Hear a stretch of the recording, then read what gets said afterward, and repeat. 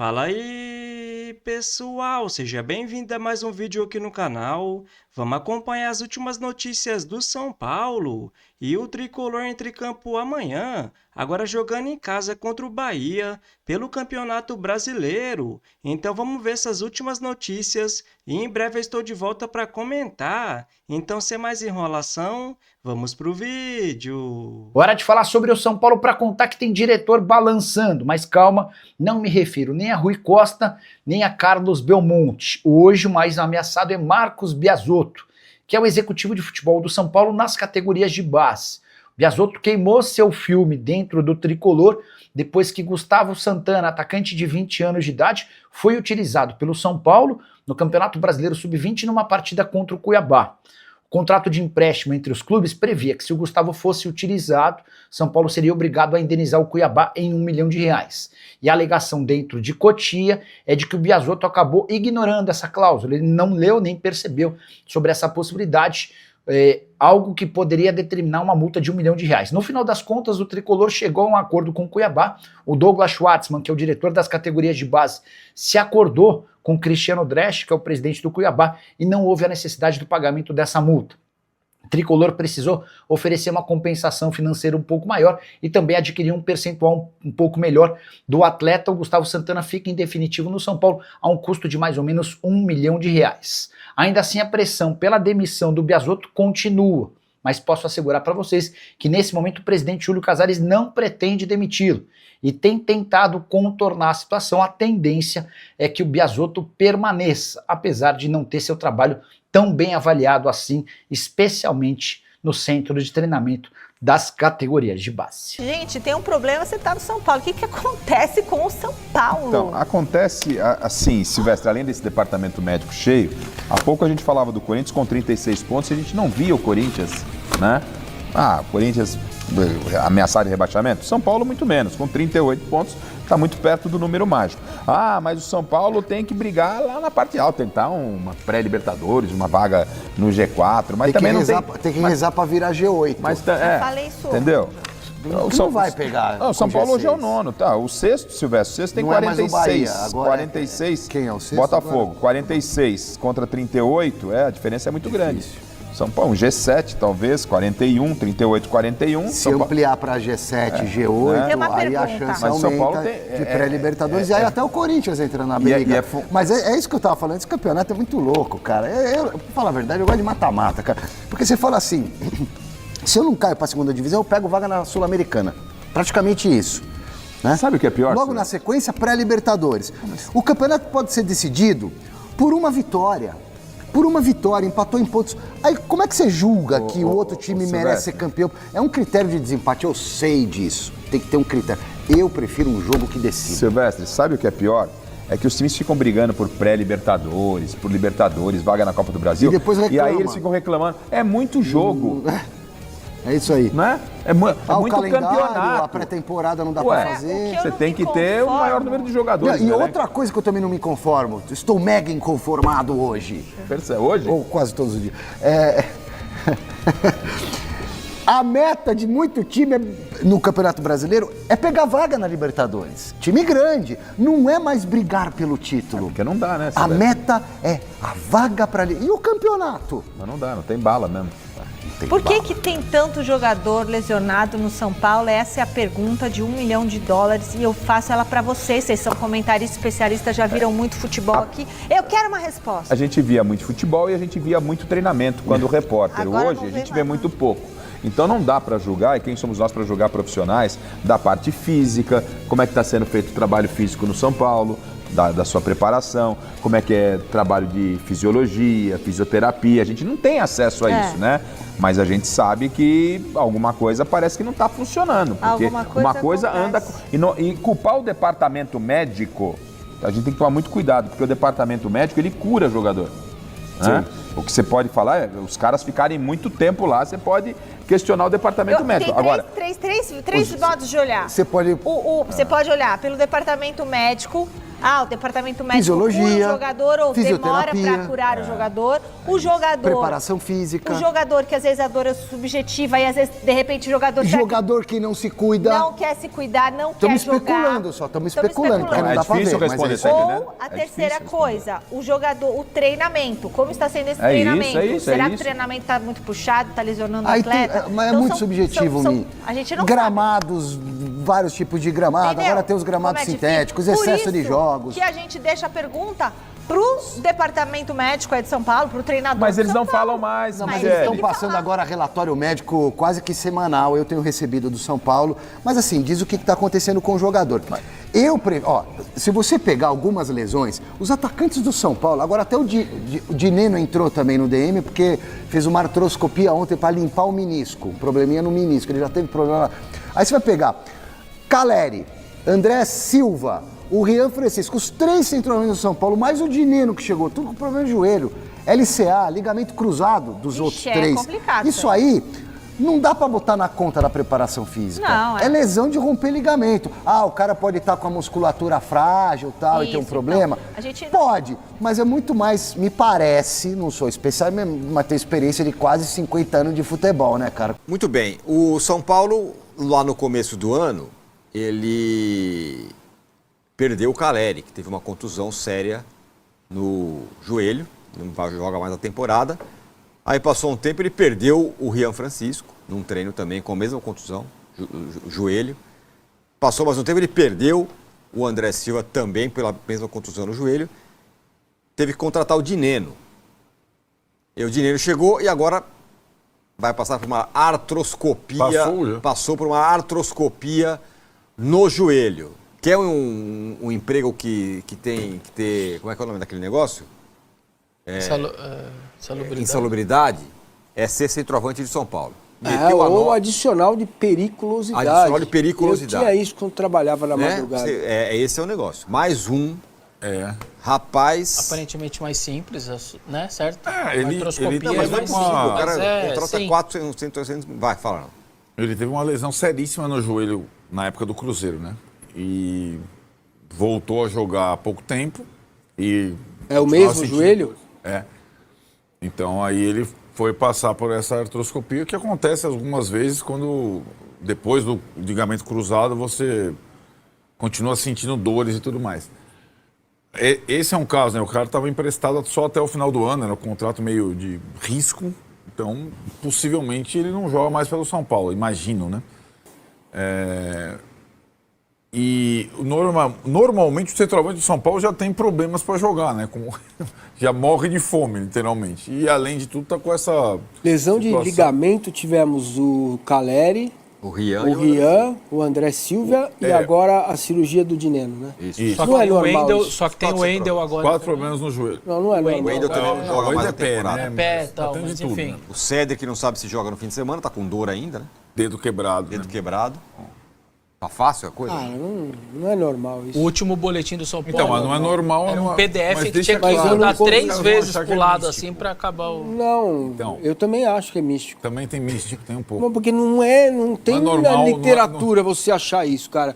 O que pode estar causando lesão de ligamento nos jogadores do São Paulo? Não, e A detalhe. não ser que os caras saiam da quermesse e vão pro jogo. Não é o caso. Eles têm um preparo, tem E em São lugares Paulo. diferentes, né? O É. Caleri foi no estádio do Sim, Botafogo. mas o Rian foi lá no CT, mas Rian foi no CT. não é normal. Não é natural da medicina. Entendeu? Porque não é uma coisa que você bebeu. Eu bebi uma água, bebi a água que o Vessa me deu aqui, eu vou ficar, vai Corinthians. Não é normal. É uma coisa diferente, cara.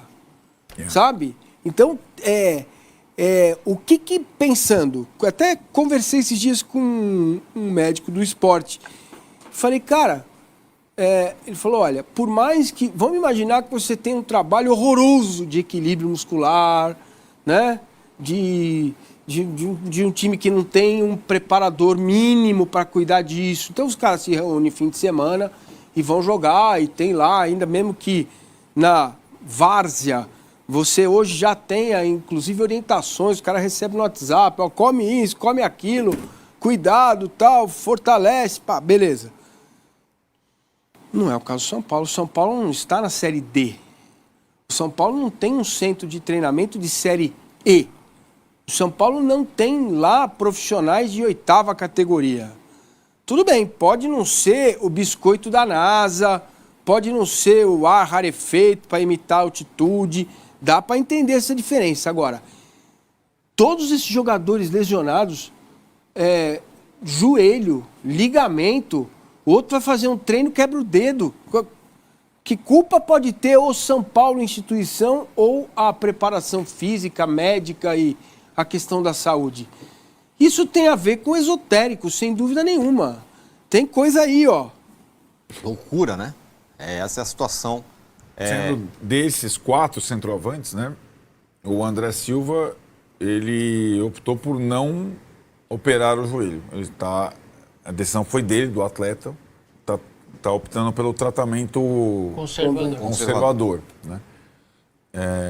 E o Caleri já está treinando no campo, mas não voltaria, a não ser que acontecesse alguma emergência, está sendo preparado para o início do ano que vem.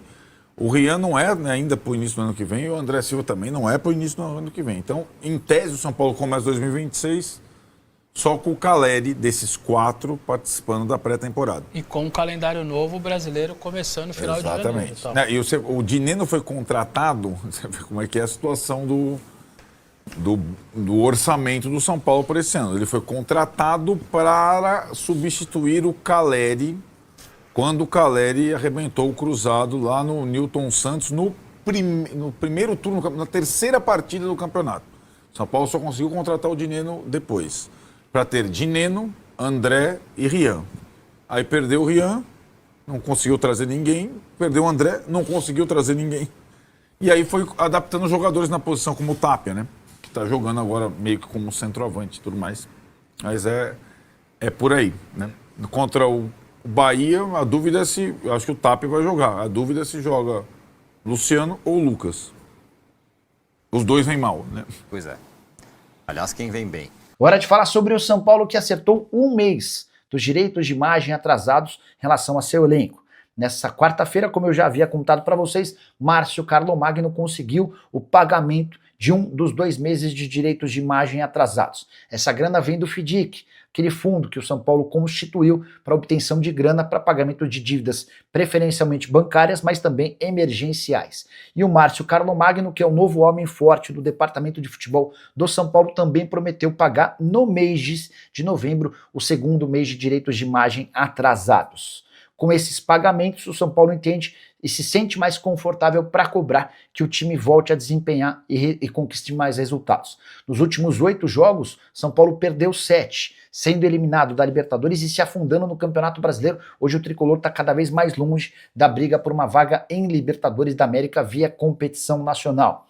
Só para completar, registrar também que o Márcio Carlomagno e o Júlio Casares prometem, a partir de agora, começar a trabalhar o orçamento para 2026. A ideia é saber quem fica, quem não fica, quais jogadores poderão ser contratados, mas tudo isso está muito atrelado à possibilidade ou não de o São Paulo passar para Libertadores da América. Já havia contado para vocês no vídeo da quarta-feira sobre algumas saídas iminentes. O goleiro Leandro, que é 3º goleiro, não fica. O Luiz Gustavo tende a sair, até porque ganha R$700 mil por mês. Rigoni e Dineno também parecem estar com dias contados, não conseguiram vingar com a camisa do tricolor. Então vamos comentar sobre essas últimas notícias do São Paulo. E segundo um relatório elaborado pelo Observatório do Futebol, o São Paulo tem a melhor base do Brasil e está entre as 12 melhores do mundo. A metodologia do estudo leva em consideração o número de jogadores formados, o nível dos clubes em que eles atuaram na última temporada e o total de minutos jogados no período. Então vamos ver o ranking. Em primeiro aparece o Benfica, em segundo o Barcelona, em terceiro o River Plate, em quarto o Ajax, em quinto o Boca Juniors, em sexto o Sporting, em sétimo aparece o Dinamo Zagreb, em oitavo o Defensor Sporting, em nono o Real Madrid, em décimo o Vélez Sarsfield, em 11º a Estrela Vermelha, em 12º aparece o São Paulo, em 13º o Dínamo de Kiev, em 14º o Corinthians, em 15º Flamengo, em 16º São Lourenço, em 17º Nacional, em 18º Palmeiras, em 19º PSG, em 20º aparece o Partizan. Então, para vocês verem, mesmo nessa grave crise financeira, o São Paulo continua sendo uma das melhores bases do Brasil, nesse caso a melhor, segundo esse estudo. Por isso que eu sempre falo aqui no canal que o São Paulo precisa investir mais na base e parar de trazer esses jogadores veteranos. Olha o Oscar, o Luiz Gustavo, o Wendel, que só fica machucado. No ano, o São Paulo deve gastar com eles mais de 40 milhões de reais. Valor que o São Paulo vendeu o Henrique Carmo, até menos de 40 milhões, né, galera? Então, será que valeu a pena trazer esses veteranos? Olha o Dineno e o Rigoni, veio e praticamente não fez nada. Então, o São Paulo precisa mudar isso para o ano que vem. Começando pelo Luiz Gustavo, o São Paulo não pode renovar com o volante de quase 40 anos de idade, que ganha quase 700 mil por mês. Então, o Luiz Gustavo, o Rigoni, Dineno, na minha visão, tem que sair do São Paulo, entre outros, né, galera?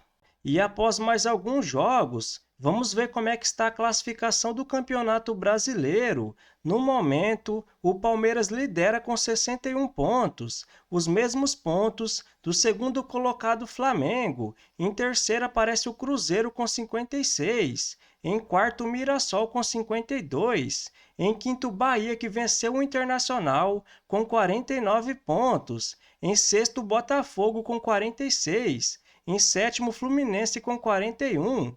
Em oitavo, Vasco da Gama com 39.